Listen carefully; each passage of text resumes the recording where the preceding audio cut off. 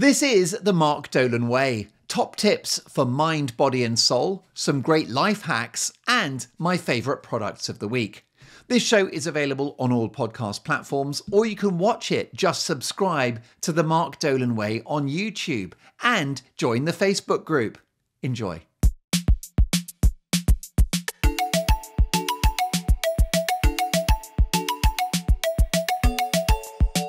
Hello and welcome to the show. I hope you are very well. Lots to get through today in quite a short but hopefully punchy episode. It's a very busy time of the year, so we'll do about half an hour today if that's all right. But look, quality over quantity, right? First of all, apologies if the sound is any different to usual, but I had a problem with my podcast microphone, which is relevant to mention because it's one of the themes of this show, which is about quality. So, this is the microphone that I use to speak to you, and it's called a Shure microphone, Shure MV7. Super duper, apparently. Top of the range and not cheap. So I was just getting ready to record the podcast earlier today when a bit of it just came loose. So you have a little input there, which is called micro USB, which I'm not a fan of. It's what Android phones used to be charged with before USB-C came along. Anyway, that's not relevant. We don't have to get into the technicals of it, but you'll just notice here that there's this little piece of metal. And it has, how do I get that to focus? There you go. It has basically just fallen off the inside of this rather expensive microphone.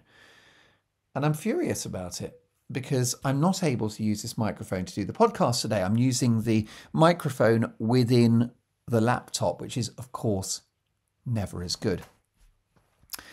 And so it takes us to our first theme of the day, which is something that Shure microphones have not achieved on this occasion, which is do things properly. The Shure microphone is a good microphone. It is very, very solid. It's heavy. It sounds great.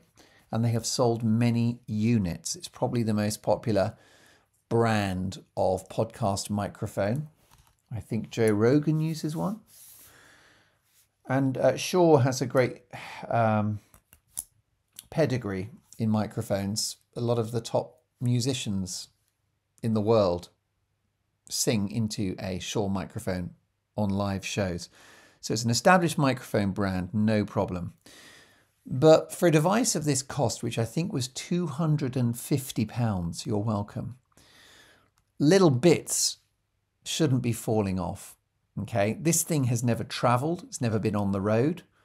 It has just sat here in my living room on a sort of tripod thing. It's been very stable with this micro USB thing, and now it's just fallen out and I can't. So anyway, the bottom line is that they didn't do it very well. Okay, they didn't do it properly. The other input is fine, but it's just a bad design. They didn't do it properly. I mean, you could just see from the nature, I never enjoyed using that input because it always felt a little fragile. And hey presto, it's let me down. I'm not a fan of things that let me down because then I can't trust them. I've got a watch that stops occasionally, but not very often. It's a disaster. I cannot use a watch that occasionally stops working. And people would say, oh, it's fine. You get a good 2 weeks and then it stops and you get another good 2 weeks. I know, but I don't know when it's going to stop. And I could have a really important appointment. I've got to be up at 5 in the morning. I've got to catch a flight, or I've got to go and do a TV show or something. And I wake up and I look at my watch and go, oh, it's only 4 a.m. I've got another hour in bed. But no, the bloody watch has stopped. So I cannot bear kit that sometimes works and sometimes doesn't. So I've got no confidence in this device now. I'm going to use a different input, which is the very chunkier input, which is going to be bulletproof, and that's fine. But there shouldn't be another bit which is fragile and which could break.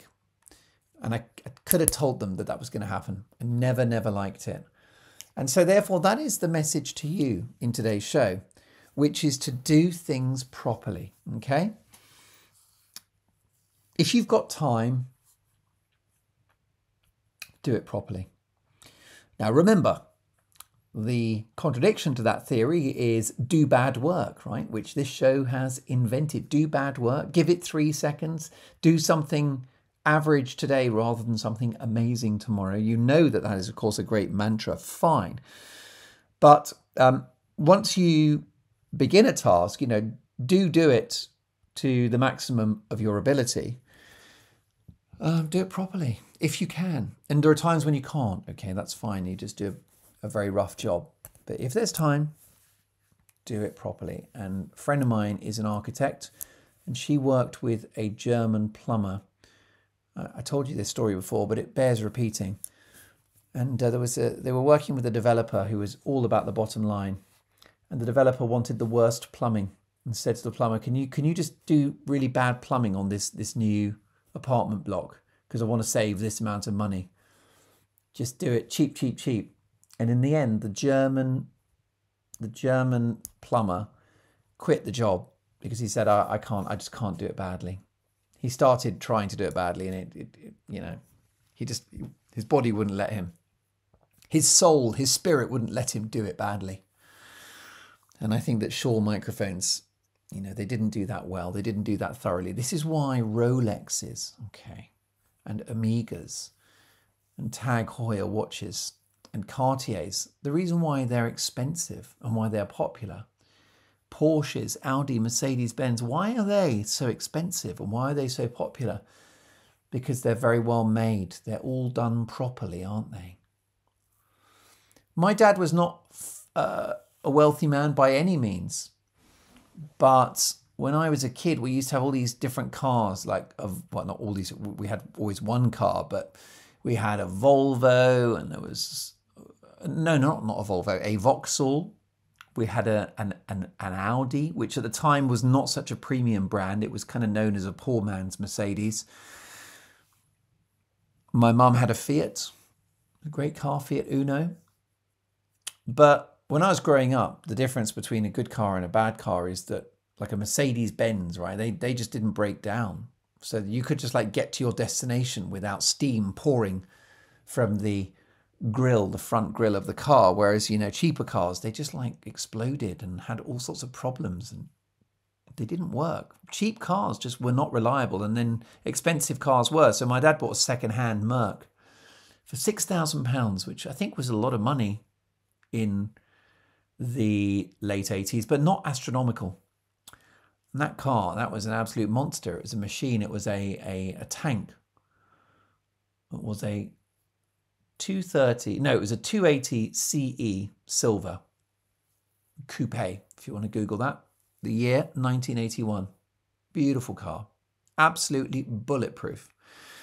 Because it was done properly. They made the car properly. It was built without compromise. And this Shaw microphone, there's a compromise there. Most of it's good, but there's a weak spot, which is the micro USB input. They've cut that corner. Will I buy a Shaw again?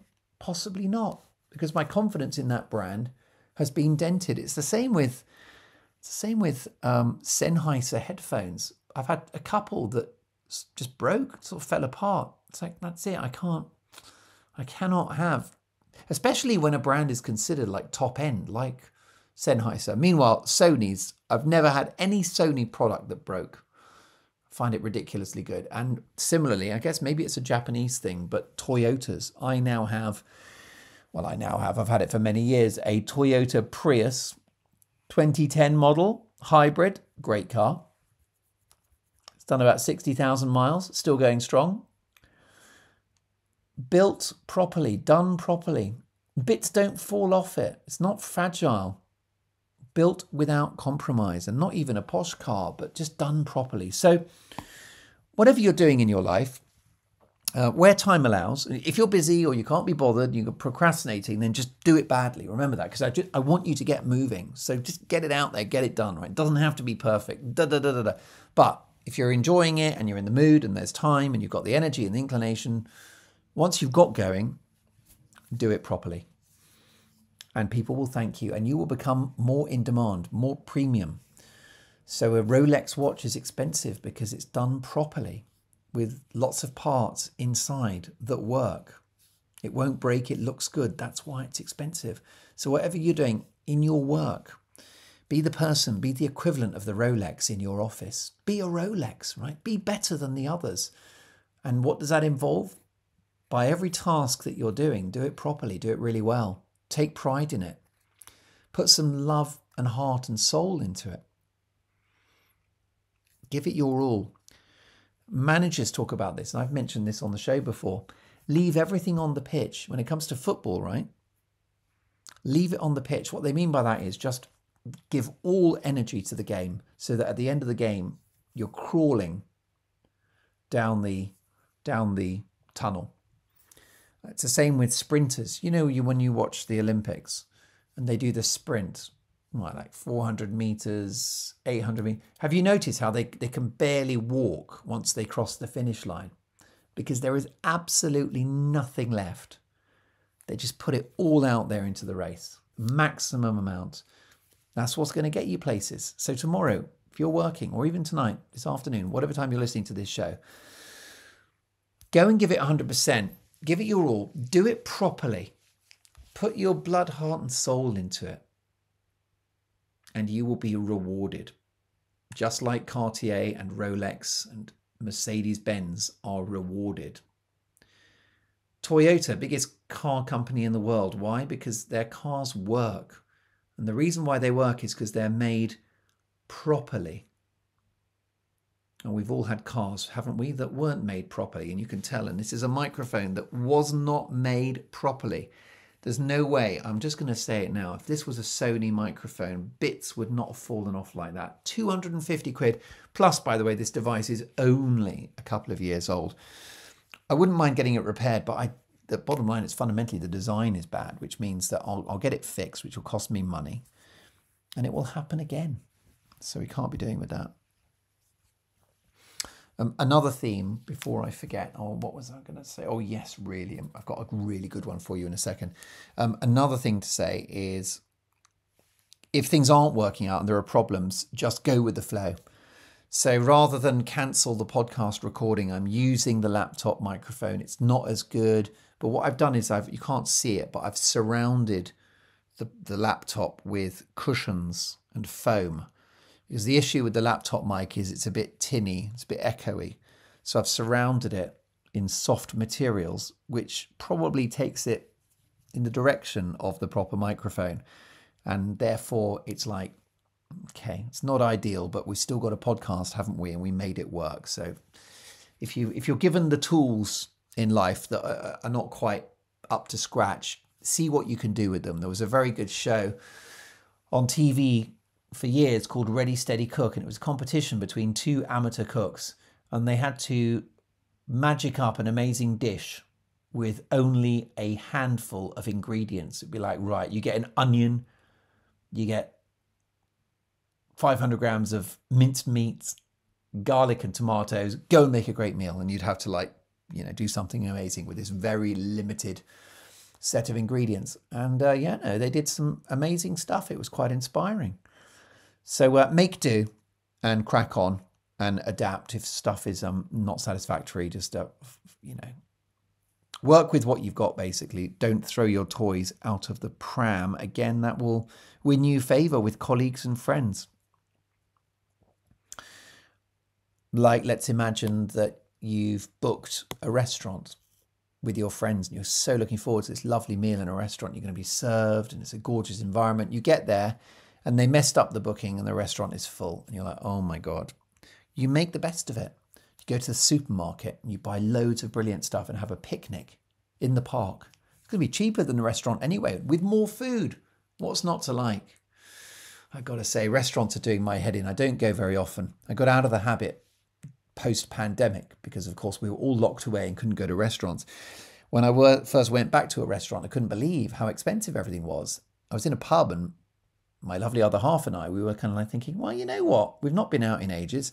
We're in the pub, we're having a beer. Shall we have a bite to eat as well? So we asked for the menu and they were looking for £24 for a ribeye steak in a pub. Are you mad? Has anyone got that money? Even Bill Gates would be horrified at that. So restaurants do drive me mad. Steaks in particular, because I've just bought a steak today for £5.50. And that steak would cost £25 in a restaurant. And I'm going to pay a fiver. That's why I don't go out very much. My rule with restaurants is that I go out, obviously make an occasion of it. It is a nice thing to do. And I'll go to places where I couldn't make that at home. So I can make a steak. I can do a steak and chips, can't I? And you can do that. And I can do spaghetti bolognese or pasta al pesto. I can do that. What I can't do is an amazing Thai dish or a really authentic curry. You cannot make a good pizza at home. Doesn't matter how much money you spend. It's got to have that thing where the guy throws the dough around and it goes into the wood-fired oven. It'll never be as good at home. But otherwise, I don't bother. Now, lots and lots to get through. First of all, Christmas is coming. And therefore, you need a couple of things. You need gift ideas and you need activity ideas. So I'm going to kind of roll the two into one. You're going to likely be at home with family and or friends for quite a long time. Maybe Christmas Eve, Christmas Day, Boxing Day, over New Year. The terrible no man's land between Christmas and New Year. So can I suggest you get your home kitted out with some analog games? And these games work for all ages. They work for Grandpa, who is 90, and they work for little Johnny, who is 7. Games at home, right? And the reason why I'm big on this is because I don't like board games. I struggle with things like Monopoly, Trivial Pursuit, Risk. Is chess a board game? I suppose it is. Because, oh my God, all the rules, I can't be bothered to work out what the rules are. And my memory of, got very happy family memories of Christmas, but the only downside of Christmas when I was growing up is games of Monopoly that never ended, which just go on for hours. And people get very cross and upset and argue with each other about, is someone cheating, or it's my turn now, or you owe me £100 because you've landed on Mayfair. It's just so many recriminations, so much fighting, forget it. So it really put me off board games, getting your head around the rules, having to sit there for hours. Oh my God, welcome to hell. I do not like board games. And by the way, this is not me saying that board games are bad, because millions of people enjoy them around the world. I believe it's my fault. It's my weakness, not the people that, it's not the board games. It's not them, it's me. But I've never bonded with them. So what I do like, though, is I like actual games with a ball, which is a active game. So it's not, cards with, different bloody ace of spades and then I'll trump you with a jack and this is my king, and God, please give me strength. Welcome to hell. Instead, I like the following. And I did this a couple of years ago, which is that a family member has grandmother lived in Italy at the seaside. And so the family use that place in the summer. And I'm lucky enough to go there from time to time. And I was in a shop while I was there. It was a toy shop. And they had a miniature pool table, half price. And it was something quite reasonable, like €20. It's made of wood, I suppose, maybe a bit of plastic involved, but kind of a pretend wood. How big would you say it is? Less than a meter long. So it's a compact little table. It's a tabletop pool table. So it's a little pool table that goes on a table, and it comes with all of the balls and it comes with 2 cues. And I bought it because I thought this is a great investment for visits to this place.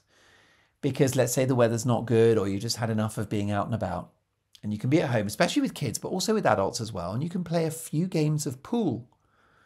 And it's very satisfying. And even though a real pool table, the kind you get in pubs, is much more satisfying, actually the mini pool table, you kind of forget how small it is after a while. In some ways, it's more of a challenge than regular pool, because The balls are smaller and the holes are smaller for potting. So little mini pool tables, so hours of fun. It's been a huge roaring success. People cannot wait to play on that thing in the evenings. Really, really nice. So for Christmas, you could invest in a tabletop pool table.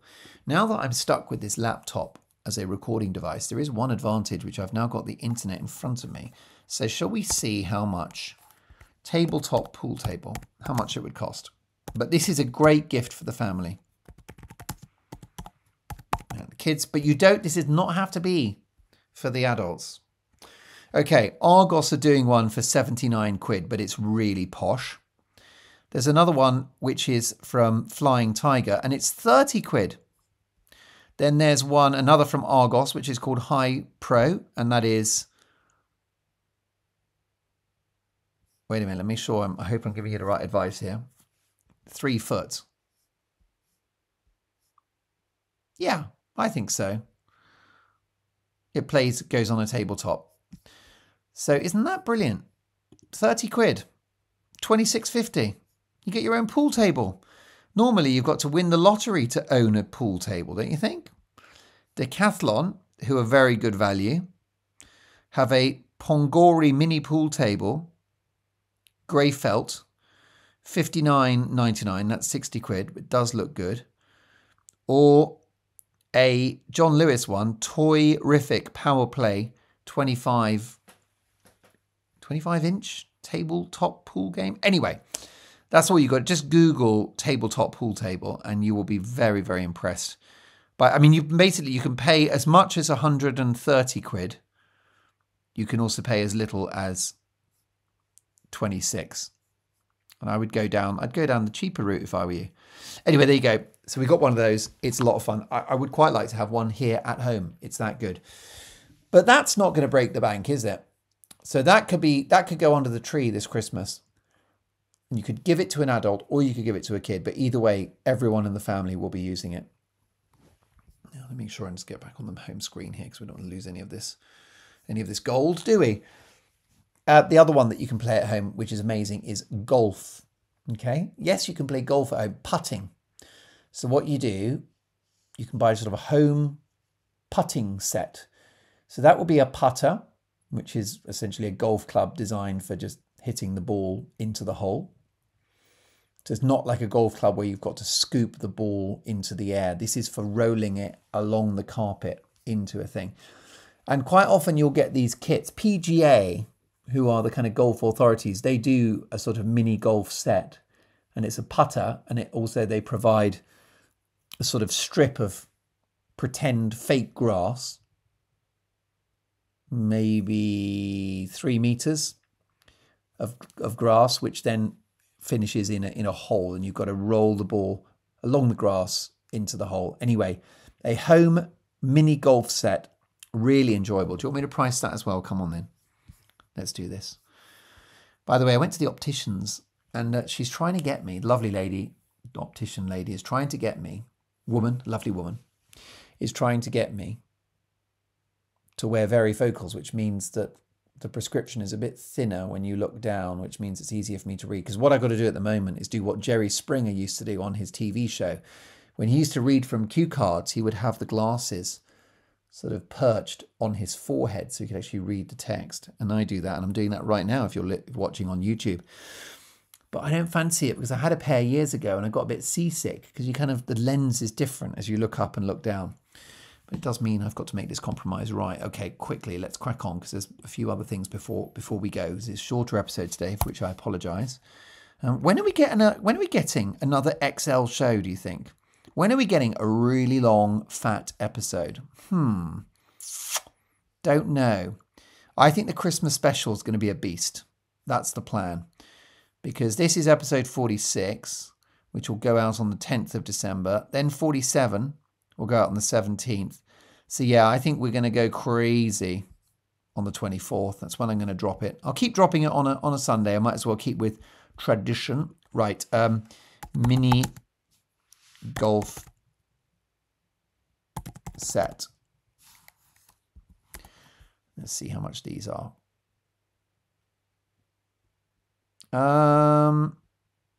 Yeah, there's one which is a mini golf putting green mat for indoors and outdoor, portable golf putting mat with ball return. And that's from Temu, which is a Chinese online shop that I'm quite a fan of. I think it's like a Chinese Amazon. Then there's another one, golf game set, large 5-piece set, $24.50 from Groupon UK. Rife Deluxe Edition golf putting mat, $44.99 from American Golf UK. And so on and so on. Let me see where the PGA one is, because I thought the PGA one was quite good. PGA. Putting. Should you say putting?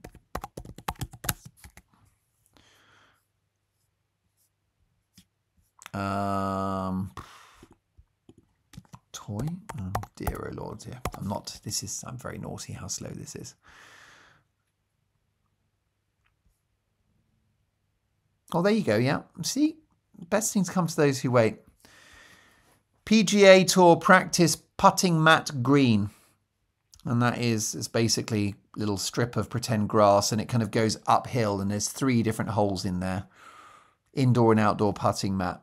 And that costs 40 quid. The only problem with that is it doesn't come with the putter. But there you go. You could go to Amazon. See, this is why I don't Google. This is why I don't Google whilst we're doing the show normally. Right, but now I've got, you need closure, and so do I. PGA golf. All right, so let's see. I've just put PGA golf into Amazon. And it's not satisfactory what I've come up with. So now I'm going to go putter. Putter. Isn't it terrible that we've resorted to Amazon? There you go. That'll do. PGA Tour Executive Golf Putting Gift Set, $29.99. And it's good because you get a ball.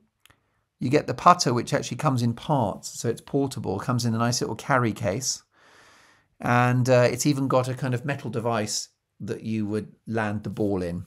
It hasn't got the pretend grass, but you can just do it on carpet. So if you've got a carpeted home, that could be the way to go. So there's lots of ways to do it. There's a cheap way to do it, by the way, is just to buy an actual putter, some golf balls, and improvise a little hole. The other thing you can do, which we do when we're on holiday, is we take a putter and some balls with us. And let's imagine we're out and about in sort of the park or something. You can just create a little hole in the grass and just roll the ball into the hole and make that the game. Anyway, it's brilliant, loads of fun. The other great games at home, darts. And be really careful with small children because those darts are lethal. But if everyone is a bit bigger in the house, older children and adults, hours of fun with darts. Huge amount of fun. You buy a dartboard and you hang it on the wall and it can just stay there forever. And it is the gift that keeps on giving. It's a dartboard.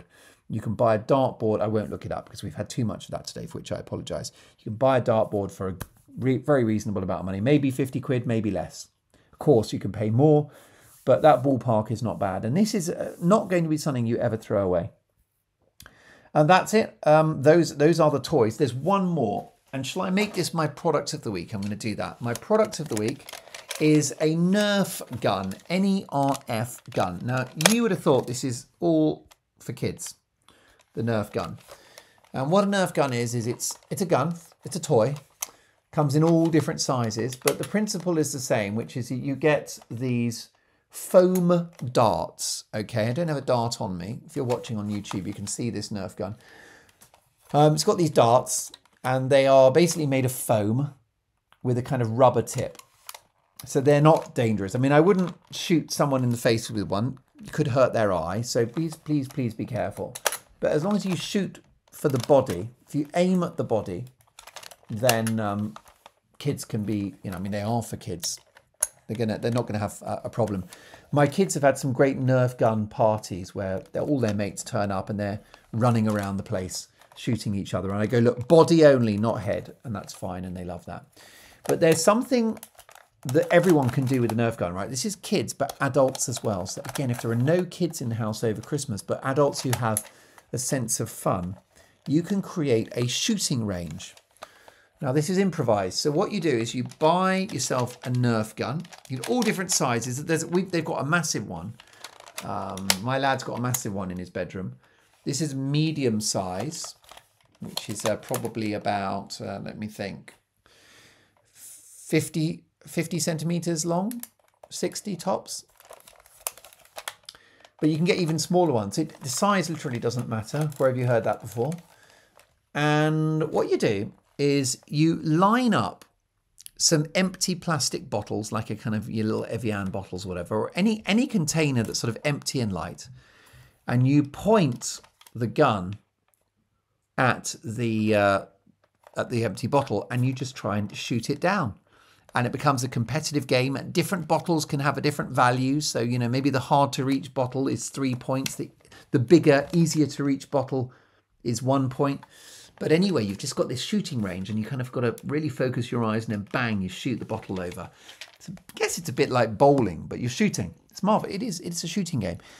And it's hours of fun, not just for kids, but for adults. I would highly recommend it. Now, folks, this brings us to the end of the show. It was a very compact episode. I hope you don't mind. More to come next week. I'll be unpicking procrastination next week, dealing with grief, and selling, marketing, sell what you're doing, plus fairy lights and LED candles. All of that next week and much, much more. A big inspirational message as well. So I can't wait till next week. But thank you so much for being with me today. And thank you for listening and or watching. Tell your friends, spread the word. And let me once again tell you that this week I want you to do things properly. If you can, if there's time, you've got the inclination. Right? If it was a choice of doing it not that well or not at all, then please do it not that well. Because it's all about being active and productive. But if you can, do things properly. And this week, I want you to be a Rolex, not a Casio. And people will notice. Remember what the comedian Steve Martin said when his career was going nowhere. He said, "Get so good, they can't ignore you." Have a great week. Lots of love. I'll see you next time. Bye-bye.